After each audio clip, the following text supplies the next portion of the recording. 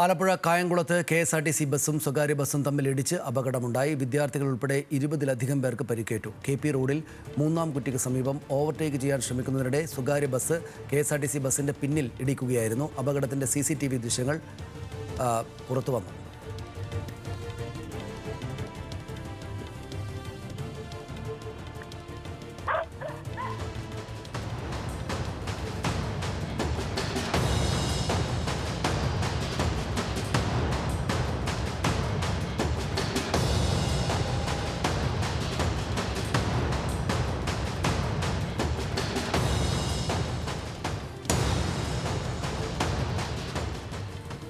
മനീഷ് ഐഷ മാത്യു അവിടെ നിന്ന് ചേരുന്നു. മനീഷ്, കുട്ടികൾക്കടക്കം പരിക്കേറ്റിട്ടുണ്ടെന്നാണല്ലോ പറയുന്നത്.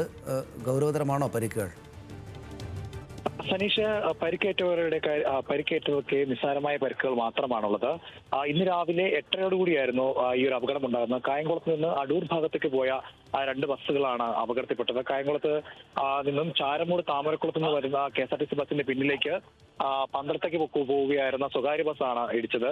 ഈ ഒരു പ്രദേശത്ത് നിരന്തരമായി ഇത്തരത്തിൽ സ്വകാര്യ ബസ്സുകളും അതുപോലെ തന്നെ KSRTC ബസ്സുകളും തമ്മിലുള്ള ഒരു മത്സരയോട്ടം ഉണ്ടെന്നുള്ള പരാതി പ്രദേശവാസികൾക്കുണ്ട്. അത്തരത്തിലുള്ള ഒരു മത്സരയോട്ടത്തിനിടയിലാണ് ഈ അപകടം ഇപ്പോഴും ഉണ്ടായിരിക്കുന്നത്. KSRTC വാഹനം തൊട്ടു മുൻപിൽ ബസ് സ്റ്റോപ്പ് ആയതിനാൽ വാഹനം വേഗത കുറച്ചപ്പോഴാണ് മറ്റൊരു വാഹനത്തെ ഓവർടേക്ക് എത്തിയ ഈ സ്വകാര്യ ബസ് KSRTC ബസ്സിന് പിന്നിലായിട്ടിരിക്കുന്നത്. ഈ മുൻവശത്തുണ്ടായിരുന്ന കുറച്ചധികം കുട്ടികൾക്കും അതുപോലെ തന്നെ യാത്രക്കാർക്കുമാണ് നേരിയ തരത്തിലുള്ള പരിക്കുകൾ ഉണ്ടായത്. ഇവരൊക്കെ തന്നെ സെന്റ് തോമസ് മിഷൻ ഹോസ്പിറ്റലിലെ വിദ്യാർത്ഥികളാണ്.